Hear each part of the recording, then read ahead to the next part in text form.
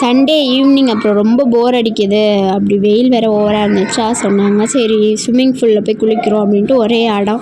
சரி அப்புறம் காற்றடிச்சு கொஞ்சம் நேரம் விளையாட விட்டேன். அப்புறம் ரொம்ப சேட்டை பண்ணவும் அப்புறம் கீழே கூட்டிகிட்டு வந்துட்டு அப்புறம் ஆள் கொஞ்சம் ஜூஸ் மட்டும் குடிச்சிட்டு வெளியில் கிளம்பியாச்சு.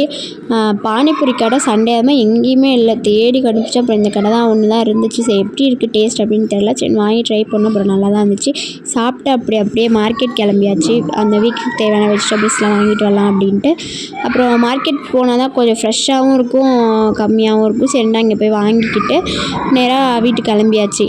வரும்போதே அப்படியே பன்னீர் பட்டர் மசாலாவும் தால் ஃப்ரையும் வாங்கிட்டு வந்தாச்சு. சப்பாத்தி வேணும்னு கேட்டாங்க குருஷித்துக்கு சாந்தம்.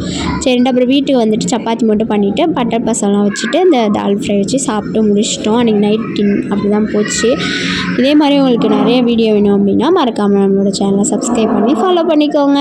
நெக்ஸ்ட் வீடியோவில் பார்க்குறேன், வரேன், பாய்.